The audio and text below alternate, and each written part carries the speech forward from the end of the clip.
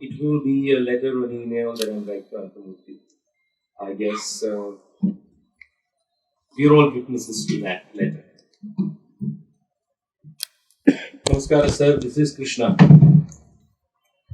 Over the last week, I had thought of so many things I wanted to speak about today.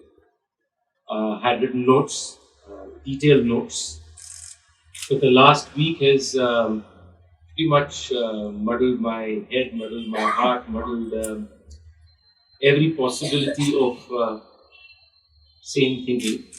At the same time, it's inspired me incredibly to see so many young people come out on the streets, put their lives at stake, put their everything at stake, to remind all of us of who we are, why we are what we are, and what we need to preserve, treasure, rescue, regenerate, and rediscover. So I was exactly not sure what I was going to talk about today.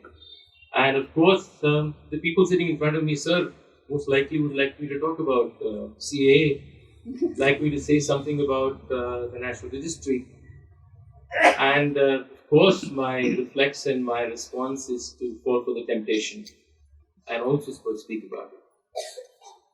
But I'm going to try and resist. The reason I'm going to resist is because the questions that we can ask beyond these two issues maybe are the questions that we should be asking about all of us and about myself at least, that can take forward a conversation that makes sure that in a few years from now we don't come back into the same position and sit here and wonder what we should be doing and whether we should be on the streets again and putting at stake so many people's lives.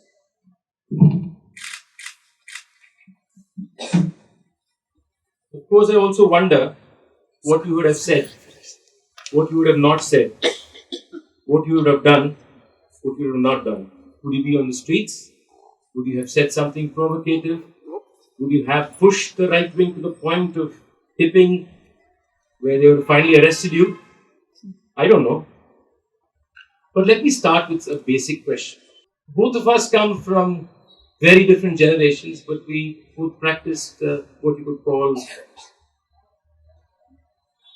creative things. You wrote, and I still sing. And there's one word that we often associate with these kind of activities, and that is the idea of solitude, the idea of being quiet, the idea of space, and a free mind. It seems quite absurd to use that word right now. And that seems to be where everything happens. Talk about that openness, that moment when the heart opens, and I've heard the audiences come and tell me they feel that way when I sing. I don't know. Maybe they're just making me feel better. But there's one distinctive difference between you and me. I don't know. I think it's different. You could sit in your house, you could read the book, you could read. But I have people sitting in front of me. I have people sitting in front of me, applauding. I have an audience who do that, which I so yearn for, because that's where, in fact, that is even more profound than the applause. I'm waiting for that moment when I hear those few people do that. So I have an audience. I have something I have to cater to. I have to satisfy. I have to make sure they come back the next time I'm on stage. I have to make sure the hall is full like it is today. So, am I truly alone? I've so many times sat at home in that so-called solitude, in that aloneness. And you know what? To my surprise, I am singing and I pause at a moment and I actually hear the applause. In my house, in that room, in that moment when I think I'm all by myself, singing only for myself, but I hear the applause. So am I truly alone? Am I really ever alone? Am I ever so much in solitude, that free mind? I mean, have you been alone? Who did you write for? Do you write for yourself? Do you write for the audience? Do you write for the thought itself? We use this word sadhana, we call it riyaz, and we create this profound aura around it. I don't know how far it's true. I don't know how far it's created. I don't know how far it's a lie. We're missing something here. Are we saying something else but using the wrong word? Is solitude truly an empty space? Is it a place where there is no stimuli? Is it a place where you're alone, truly alone? Maybe not. Maybe that's the word we're using for a place where we can receive stimuli with peace. We can receive stimuli like watching the slow motion replay of a run out. When everything slows down, when you know whether the bat truly crossed the line or was it halfway there, when you know the reality of what actually happened. Maybe that's what Riyaz is. Maybe that's what sadhana is. It is that ability to slow everything down. It's not escaping from all that. It's not loneliness. It's not aloneness. It is a pause. It is the slowness of it. Maybe that's what we seek. Recently, I went to a place which you know very well, Hegodu. And I had a presentation with my students. And my students got into an argument with me on stage. I don't know how some of you here may have been there. And it was a very interesting argument. And I'm going to place that to you. And I was describing this condition, this situation which really happened, and I've seen. My great teacher, Shamamuri Srinivasaya, one of the most incredible musicians, would sit on his easy chair. For the younger people who don't know what the easy chair is, it's that long chair with the two flaps of wooden things that come across and you can put your leg on top. He would lie down on that and be singing. So I would go there. I would go there, sir, not enter the house. I would go to the window, stand there outside the window and listen to him sing. That's a music I have never heard him sing on stage. That's a sound I've never heard him produce on stage. And I actually problematized it. I told my students and the people surrounding that I see a problem in what my guru did. I said that he himself had said, please remember, the artist is not dispensable. Artist is dispensable. Artist is not necessary for society. You're not food, you're not shelter, you're not clothing. So always remember that you have to please somebody. And maybe that was in his mind when he used to sing at home and sing on stage, I said. And I said the music at home was the true music of his. The music on stage was the music that he did to perform. Not that it was bad, it was incredible. And my student sitting next to me was very perturbed by this observation. He turned around and he said, I disagree with you entirely. He said, no, maybe it's the space. Maybe it's a response to a different space. Response to the environment in the house compared to the environment on stage. Why are you saying that was somewhere more profound, that was somewhere more special, that was the real Shamamuri? And then he said, okay, he sang for himself. But what is this writing for yourself, singing for yourself? Isn't that so egotistical? What does it make a difference if I sing for you or sing for myself? I'm satisfying somebody. If you wrote for somebody else, or if you wrote for yourself, you're still making sure that somebody is satisfied. Whether the somebody is yourself or the somebody is all those people who read your books. It really doesn't matter. So who do we write for? Who do we sing for? Why do we sing? Why do we write? Is it just the act of singing? Is it just music itself? We all know of the great musician Mali. We never knew whether he would play that day or not. People said it was his alcoholism. People also said it was eccentricity. They both are brackets that satisfy our own limitations. Maybe it was neither. Maybe that day he didn't want to satisfy himself or you. Maybe he felt the music was lost that day. Maybe he felt the music was not true to itself. A kind of honesty and integrity that's very difficult to actually verbalize in language.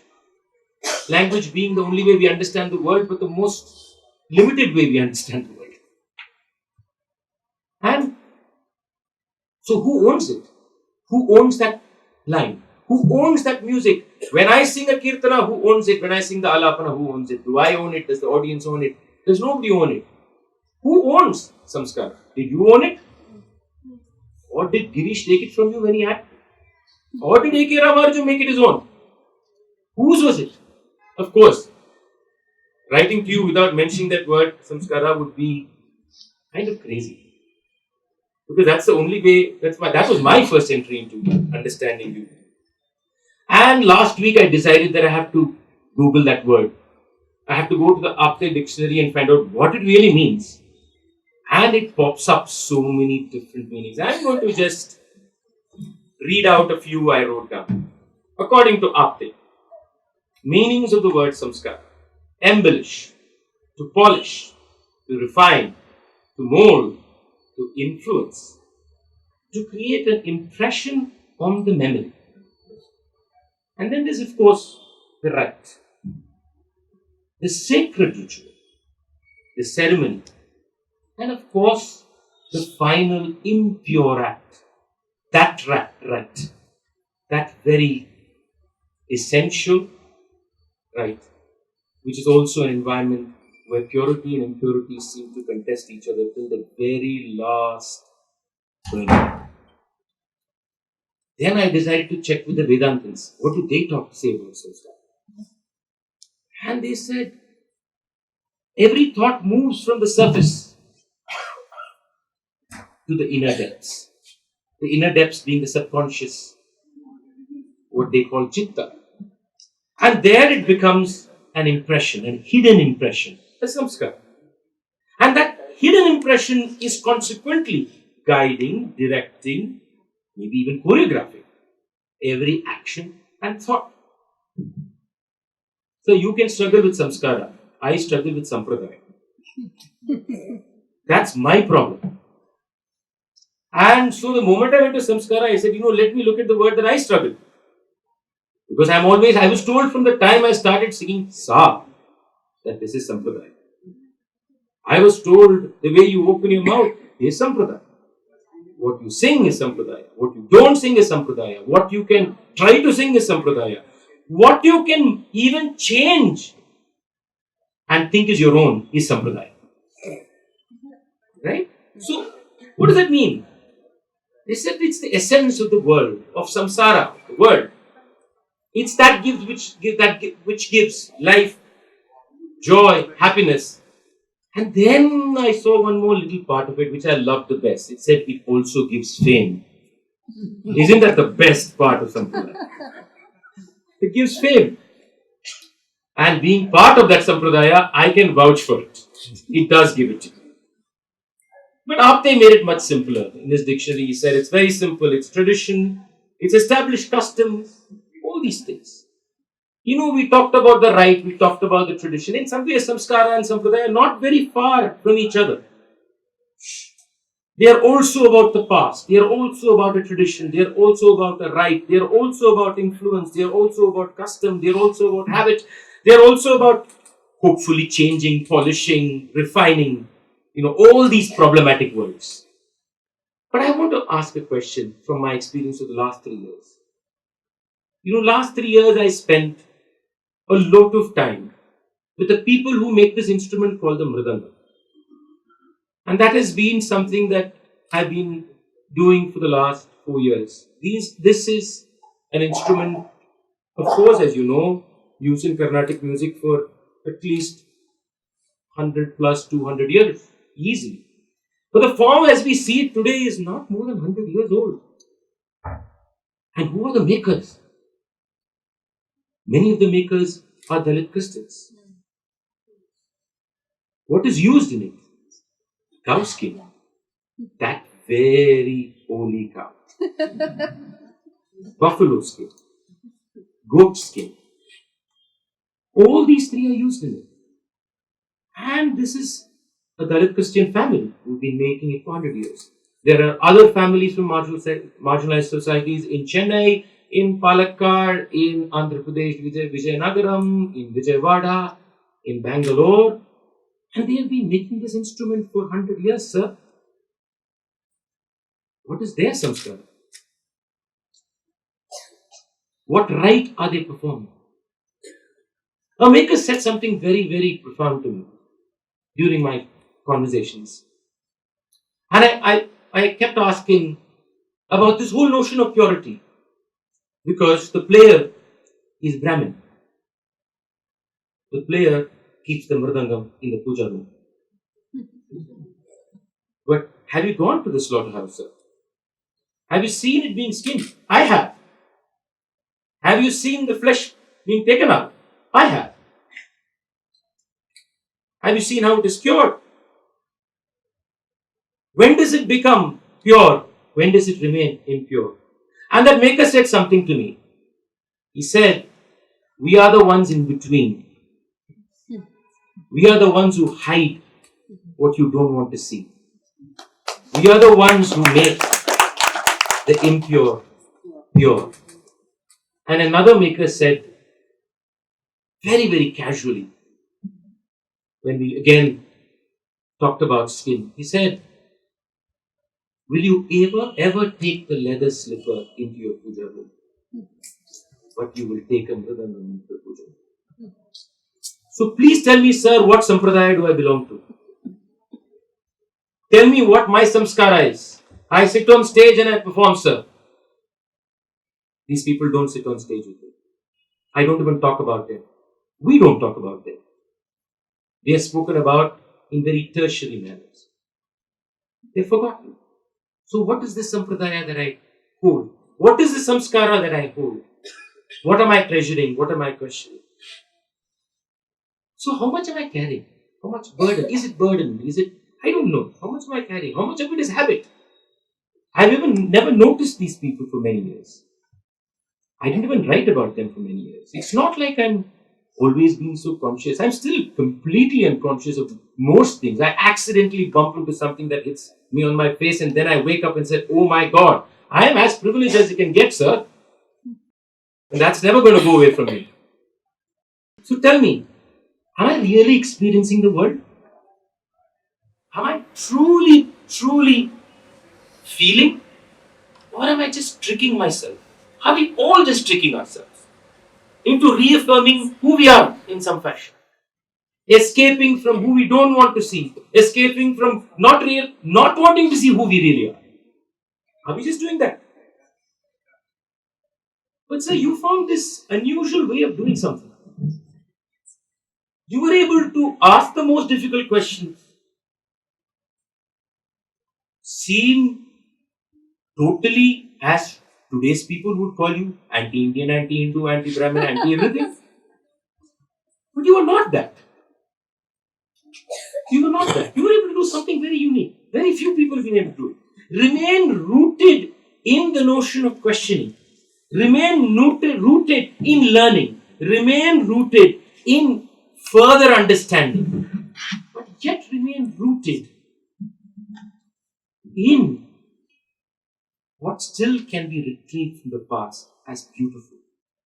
And you were able to distill it. You were able to distill it. You were able to not see it as dichotomous, not see it as contesting with each other.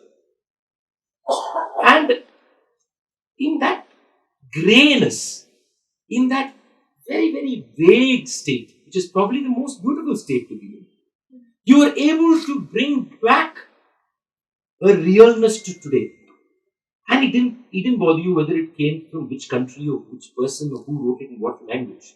It was the ability to connect with the past and present, connect with different geographies, different cultures, and give it a voice in the today and give it your own samskara, refinement, shine, polish.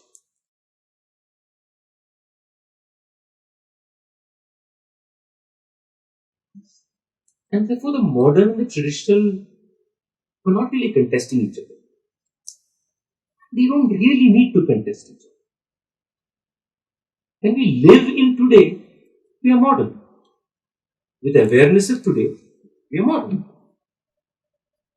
But what about me, sir? What do I do with Tyagaraja? Should I sing Tyagaraja? I have been saying so many things for so many years, sometimes I'm myself confused. The same Tyagaraja has composed this song, and I'm going to sing a line for you, sir.